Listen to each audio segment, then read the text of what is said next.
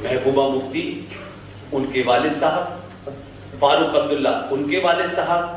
तो इस देश में तो एक नया फैशन चला है कि आप गद्दार की औलाद हो तो आपके बाप को जेल में रखा गया हो गद्दारी के जुर्म में, लेकिन उनका बेटा मुख्यमंत्री बन जाता है,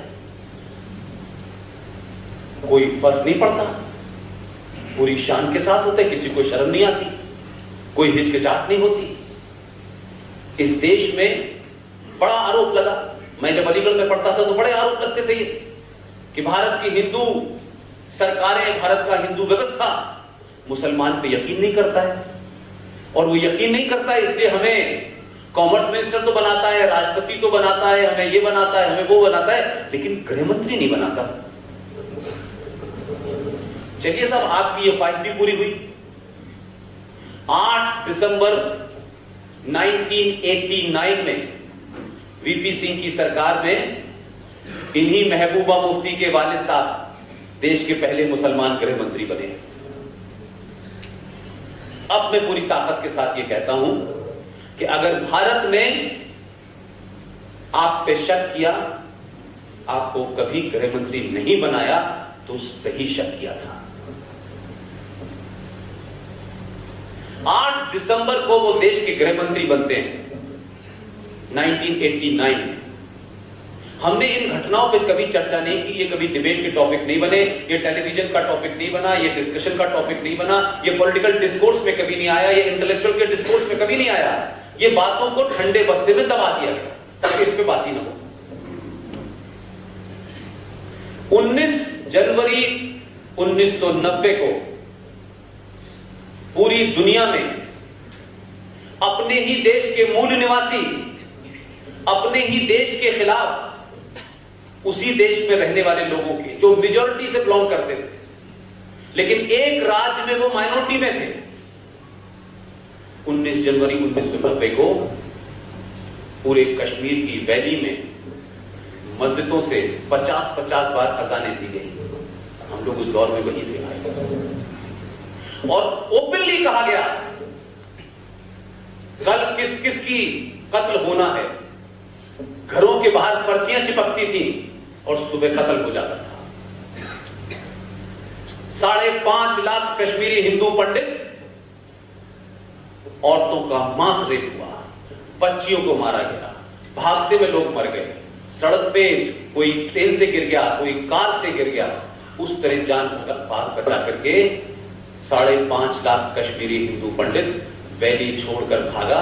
आज भी दिल्ली में जो लोग जाते हैं, आईएनए मार्केट और दिल्ली हाट के बाद छोटी छोटी दुकान चला रहे हैं। जम्मू में ऐसे कैंप में रह रहे हैं जो जिसमें कभी सांप काट लेता है उनको, कभी उनका इस ऊपर का शेड फट जाता है।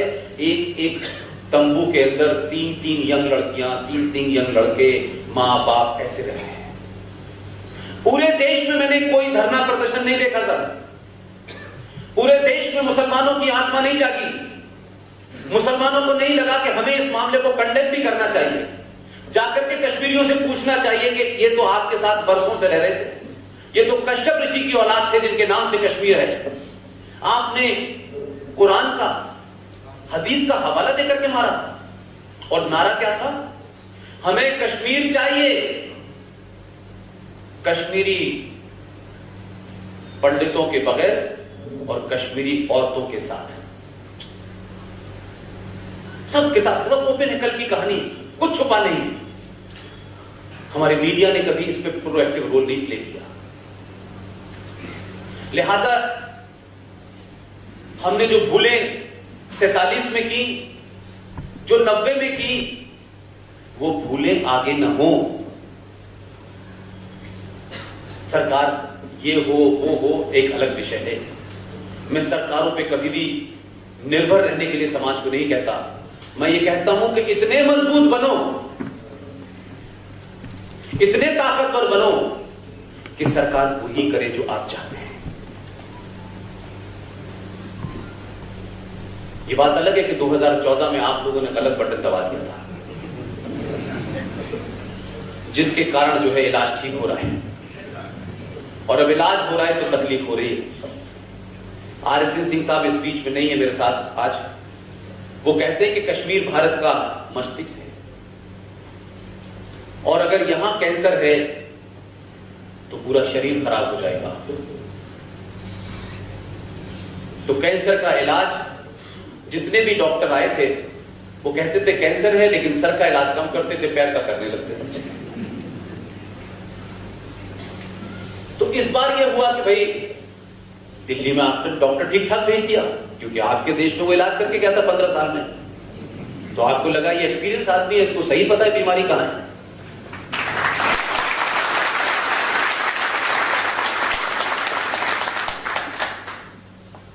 तो जब इलाज होने लगा इस 4 साल में, तो कुछ लोगों को डर लगने लगा। तो बॉम्बे में एक फिल्म एक्टर डरने लगे, 2015 में उनका भारत में डर लगता है। तो 2018 में एक दूसरे एक्टर को डर लगा, उनका बड़ा हाल 18 में हमें डर लग रहा है। लेकिन मैं ये इसलिए कह रहा हूं कि आपके सामने स्क्रीन पे पूरी फिल्म चल रही है, आप उसे कैसे देखना चाहते हैं यह आपके ऊपर है। हिंदू आतंकवाद का जिन लोगों ने जुमला गढ़ा, ये वही सोच के लोग हैं जिन्होंने वीर सावरकर के बारे में कहा कि वो तो माफी मांग के बाहर आ गए थे। ये वही लोग हैं जिन्होंने सुभाष चंद्र बोस को दफन कर दिया था। ये वही लोग हैं जिन्होंने सुभाष चंद्र बोस के बारे में भारत के रिकॉर्ड में लिखा, he is a war criminal.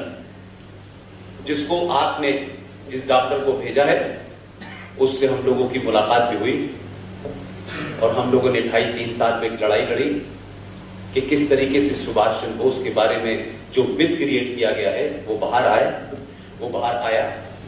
और मैं इसको इसलिए सबके सामने ये बात रखता हूं कि बहुत लोग हमसे ये पूछते हैं कि हम भी कुछ करना चाहते हैं राष्ट्र के लिए, आप बताएं क्या करें। आप किसी एक इशू को जो आपको प्रिय हो उसको उठा लीजिए और उसके अंत तक लड़ते रहिए, ये सबसे बड़ी सेवा होगी। ये बात ठीक है, बहुत अप एंड डाउन आते हैं, ये भी बात एक सच्चाई है कि आर्टिकल 35A का एक दुखद पहलू भी है। वो दुखद पहलू यह है कि मेरा एक साथी जो नासिक का रहने वाला था, जो इस बी द सिटीजन नाम की एक NGO बना करके उसका अध्यक्ष हमने रखा। मैं जॉब में था इसलिए मैंने कहा मुझे इसमें शामिल मत करो, मुझे पीछे से रखो इसमें। इस 4 साल के सफर में हमने उसको खो दिया। लेकिन सुभाष चंद्र बोस के बारे में जब हमने प्रधानमंत्री से मुलाकात की तो उन्होंने हमारी बात तो सुनी, सुनते तो वो सब किए, लेकिन किसी किसी का काम करते हैं। हमने कहा कि आप इतिहास में मत जाइए। 21 अक्टूबर 1943 को यूनाइटेड भारत में पहले भारत की आजादी की घोषणा जो हुई थी, जिसको दुनिया के 12 देशों ने मान्यता दी थी, आप मानिए कि वही असली स्वतंत्रता थी। 1947 में भारत आजाद नहीं हुआ था, भारत बटा था 2 हिस्सों में। भारत के सिलसिले से जितने भी नेशनल आर्काइव में रिकॉर्ड्स रखे हुए हैं, मेरी दरखास्त है कि आप लोग जो भी दिल्ली जाएं और समय हो तो उस आर्काइव में जाके देखें कि कहां लिखा है कि 15 अगस्त 1947 को भारत आजाद हुआ था। यह भी बड़ा झूठ आपसे बोला गया है। 15 अगस्त 1947 को ट्रांसफर ऑफ पावर हुआ था। अगर आप ट्रांसफर ऑफ पावर को आजादी मानते हैं तो ये फिर इस पे मुझे कुछ नहीं कहना। तो हमारा जो पूरी लड़ाई थी वो ये थी कि प्रधानमंत्री बात मान लें। उन्होंने बात हमारी मानी और आजाद भारत में पहला प्रधानमंत्री 15 अगस्त के बाद 21 अक्टूबर को लाल किले पे गया, उसने झंडा फहराया। और उसी लाल किले में पीएमओ की देखरेख में, हमारे सीनियर दोस्त प्रोफेसर कपिल कुमार की देखरेख में पहला म्यूजियम बना है, जिसे आप लोग जरूर देखने चाहिए। कैसे कैसे फैक्ट कैसे कैसे दुनिया से जो चीजें इकट्ठी करके उन्होंने रखी हैं, आपको लगेगा कि ये देश 70 साल से बौने चला रहे थे।